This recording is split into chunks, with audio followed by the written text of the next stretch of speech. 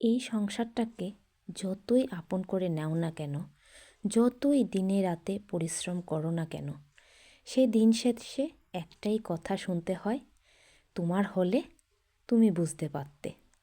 তুমি তো অন্য জায়গার থেকে এসছো, তাই তোমার মায়া হয় না। শুভ সকাল বন্ধুরা, কেমন আছো তোমরা সবাই? আশা করছি সবাই ভালো আছো। আমরাও বেশ ভালো আছি।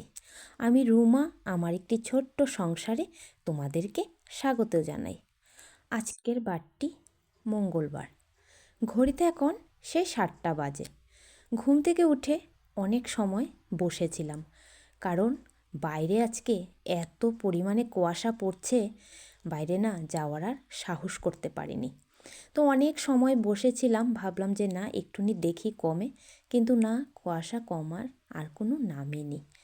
তারপর বাইরে গোবর ছেটাটা দিয়ে এসে এই যে টুকটুক করে এখন ঘরের কাজগুলো করে নিচ্ছি। প্রথমে বিছানাটাকে সুন্দর করে গুছিয়ে নিলাম। গুছিয়ে এখন ঘরটাকে ঝাড় দিয়ে নিয়েছি, আর বাদবাকি যেগুলো ঠামানো গোছানো ছিল সেগুলো করে নিয়েছি। করে নিয়ে তো এই যে এখন ঘরটাকে ঝাড় দিয়ে দিয়ে তারপর চলে যাব বাইরে। আর জানো তো সকালবেলা না উঠে অনেক সময় বসেছিলাম, একদম বাইরে যাওয়ার ইচ্ছেই করছিল না, আর এত পরিমাণে ঠান্ডা লাগছিল। কিন্তু তাও কি করার আছে বলো, ঠান্ডা লাগলেও ঘরের কাজ তো সমস্ত করতেই হবে। যত বসে থাকবো তত নিজেরই দেরি হয়ে যাবে। তো তাই আর বেশিক্ষণ সময় দেরি না করে এই যে এখন ঘরের কাজে লেগে পড়লাম। দেখো বন্ধুরা, যতই ঠান্ডা থাকুক গরম থাকুক, আমাদের কাজ কিন্তু আমরা খুব আপন মনে করি। সংসারের সমস্ত কাজ গুছিয়ে করে নিই। আমাদের সমস্ত কাজই একদম পাই টু পাই ঠামানো গুছানো হওয়া চাই। তারপরও বন্ধুরা, বিভিন্ন মানুষের বিভিন্ন কথা আমাদেরকে শুনতে হয়। একটু কাজ যদি এদিক থেকে ওদিক হয়, তাহলেই শুরু হয়ে যায় ওদের মুখের কথা। কেন এটা হলো না, কেন ঠিক করে করতে পারলে না? তোমার যদি হতো তাহলে হয়তো তুমি ঠিক করে করতে, তোমার না তো, তার জন্য তুমি ঠিক করে করতে পারলে না। এরকম অনেক কথা আমাদের শুনতে হয়।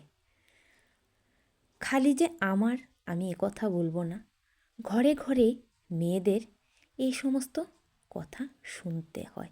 আমরা যতই করি না কেন, দিন রাত আমরা এক করে আমরা একটা সংসারকে সাজিয়ে গুছিয়ে সুন্দর করে তুলি, কিন্তু তারপরও এই দিন শেষে সেই বিভিন্ন কথা আমাদেরকে শুনতে হয়। ঠিক না বন্ধুরা? তো আমারও এরকমই অবস্থা। বহুত কথা আমার শুনতে হয়, যতই সংসারটার জন্য দিন রাত পরিশ্রম করি না কেন, সেই একই কথা। তো যাই হোক বন্ধুরা, অনেকগুলো কথাই তোমাদের সঙ্গে শেয়ার করলাম। তো দেখো বাইরে কিন্তু কি পরিমাণে কুয়াশা পড়ছে, তোমরা দেখতে পারছো অবশ্যই। তো পুরো উঠোন কিন্তু সেই ঝাড় দিয়ে নিলাম, আর এই যে ঘরকেও সুন্দর করে ঝাড়ু দিয়ে চলে আসলাম। এখন এই যে উঠোনটাকে ঝাড়ু দেওয়ার জন্য, তো উঠোনটা তো ওই সাইডটা ঝাড়ু দিয়ে চলে এসেছি। এখন কলপাড়ের সাইডটা সুন্দর করে ঝাড়ু দিয়ে দেব। কলপাড়ের সাইডটা ঝাড়ু দিয়ে দিলে আমার আজকের উঠান ঝাড়ু শেষ। তো এখানে দেখো কলপাড়টা কিন্তু খুব সুন্দর করে ঝাড়ু দিয়ে নিলাম। এখন চলে এসেছি সমস্ত এঁঠো বাসনগুলো ধুয়ে নিলাম। আর রাতে তো এখন বাসন মাজতে পারি না, তোমাদেরকে বললামই, সমস্ত বাসন এক জায়গাতে রেখে দিই, তারপর এই যে সকালে মেজে নিই। আর এখন চলে এসেছি এ দেখো উনুনটা একটু লেপবো বলে। আর কালকে তো রান্না করে জানো তো উনুনটাকে না এক ফুটা আমার লেপার কথা ভুলে গেছি। তো এই তো সমস্ত কাজগুলো সেরে তো এখন উনুনটাকে সুন্দর করে মাটি দিয়ে লেপে নিচ্ছি। আর উনুন কিন্তু না লেপে জানো তো বন্ধুরা, আমার না একদম ভালো লাগে না রান্না করতে। প্রত্যেক দিন লেপে তারপর রান্না করি। আর জানো তো এখন আগে যখন আমাদের মাটির ঘর ছিল তখনও আমি লেপে তারপর রান্না করতাম। আর তখন সময় তো জানো তো গ্যাস ট্যাস কিছুই ছিল না, আমাদের বেলায় বেলায় উনুনেই রান্না করতে হতো। চা করো, দুধ জাল দো, যা কিছুই করো সমস্ত কিছুই উনুনে রান্না করা হতো। আর উনুন ছিল জানো তো আমাদের দুটো, একটা নিরামিষ উনুন, একটা মাছের উনুন। তো এরকম করে বেলায় বেলায় তো সকালে রান্না করে উনুন একবার লেপে রাখতাম, আবার যখন রাতে রান্না করতাম তখন রাতে আবার উনুন লেপে রাখতাম বা সকালবেলা লেপে নিতাম, এরকম হতো। তো যাই হোক, এখানে কিন্তু সুন্দর করে উনুনটা লেপে নিচ্ছি। আর উনুন লেপতে লেপতে কিন্তু আমার মেজো দেওরের সঙ্গে আমি বসে কথা বলছিলাম। তো মাটি দিয়ে কিন্তু সুন্দর করেই উনুনটাকে লেপে নিয়েছি। আর এখন একটু ভেতর সাইডটাকে ভালো করে লেপে নেব। এই যে ভেতর সাইডটাতে অনেকটা কালি হয়ে যায়, তো একটু মাটি দিয়ে ভালো করে যদি লেপে নাও তাহলে বেশ সুন্দর লাগে দেখতে। এরকম পরিষ্কার পরিচ্ছন্ন চুলা, উনুন বা তুমি গ্যাসের চুলা যাই হোক, রান্না করতে কিন্তু খুব ভালো লাগে। এখন এই জায়গাটাকে একটু মুছে নিয়েছি, তো মুছে নিয়ে নিলে বাস আমার শেষ আজকের বাসি কাজ। তো বাসি কাজ সমস্ত কিছু কমপ্লিট করে এখন নিজের জন্য একটু সময় বার করে নিলাম। তো এখন একটু দাঁত ব্রাশ করতে করতে উঠোনটাতে একটু হেঁটে নিচ্ছি। তো কারণ নিজেও তো ভালো থাকতে হবে। আর আমার যখন মনটা, সত্যি বলছি বন্ধুরা, যা খারাপ থাকে তখন না আমি এই উঠোনটার মধ্যে একটু পাঁচালি করে নিই। পাঁচালি করে নিলেই আমার মনটা একটু ভালো হয়ে যায়। তো এখন তোমাদের সঙ্গে কিন্তু আমি চান টান শেষ করে দেখা করছি। তো চান করে আমার কিন্তু পুজো দেওয়া কমপ্লিট হয়ে গেছে। এই যে এখন প্রত্যেক দিনের মতন একটু স্কিন কেয়ার করার জন্য আয়নার সামনে চলে আসলাম। তো স্কিন কেয়ার কী করি আমি, তোমরা তো জানোই, এটা আর আমার নতুন করে বলার কিছু নেই। তো জানো তো আজকে প্রচুর ঠান্ডা, আমার কিন্তু এখন না প্রচণ্ড ঠান্ডা লাগছে। আর ঠান্ডা জলেও স্নান করে এসেছি, তো সোয়েটারটা পরবো। তো তার আগে ভাবলাম যে না, আগে একটুখানি শরীরে একটু ক্রিম টিম মেখে নিই, মেখে তারপর এই যে ঠাকুরকে তো খালি ভোগ লাগিয়ে এসেছি, ঠাকুরের ভোগটা এখনও নামানো হয়নি। তো ঠাকুরের ভোগটা নামিয়ে তারপরে সোয়েটারটা পরবো।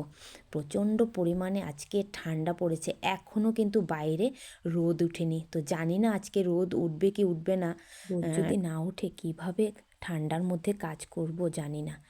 তো আজকে তো 31শে ডিসেম্বর, তোমরা প্রত্যেকেই জানো অনেকে অনেকভাবে পিকনিক করছে, আনন্দ হইয়াল্লার করছে, কিন্তু আমরা না এরকম কিছু প্ল্যান নেই, তো বাড়িতেই থাকবো। আর তাছাড়া আজকে যে ভিডিওটা পোস্ট করছি এটা তো 31শে ডিসেম্বরের, তো সময় মতন তোমাদের সঙ্গে সেই ভিডিওটা না আর পোস্ট করতে পারলাম না। তো এই দেখো এই পুচকুটা রোদ উঠেনি, কিন্তু এত চিৎকার চেঁচামেচি করছিল ঘর থেকে বের হয়ে যাওয়ার জন্য।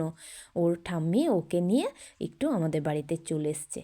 তো এই দুষ্টুমি করছিল, তো আমিও ওর সঙ্গে একটু বারান্দাতে দাঁড়িয়ে দুষ্টুমি করছিলাম। জানো তো এত দুষ্টু হয়েছে, ঘরে না একদম থাকতেই চায় না। তো এই যে এখন চলে এসেছি এই যে আমার উনুনের এখানে। তো প্রথমে এসে একটু উনুনটাকে ধরিয়ে জানো তো একটু আগুনের সামনে বসেছিলাম, এত পরিমাণে ঠান্ডা লাগছিল। আর তো বললামই ঠান্ডা জলে স্নান করেছি, এত পরিমাণে ঠান্ডা লাগছিল।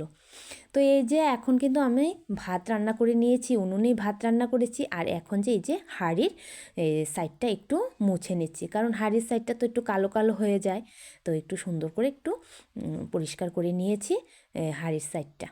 তো এখানে এই যে আজকে রান্না করছি ইচা মাছ দিয়ে, তারপর সবজি দিয়ে রান্না করছি। তো সবজির মধ্যে এখানে আমি মিষ্টি কুমড়োর ডুগা, তারপর মিষ্টি কুমড়ো, সিম, বেগুন, আলু দিয়ে সুন্দর করে একটা ইচা মাছের তরকারি রান্না করব। জানো তো এই তরকারিটা খেতে আমার এত দুর্দান্ত লাগে, বলতে পারো আমি এই তরকারি দিয়ে সমস্ত ভাত খেয়ে নিতে পারবো, আর কিছুই আমার লাগে না, এত ভালো লাগে।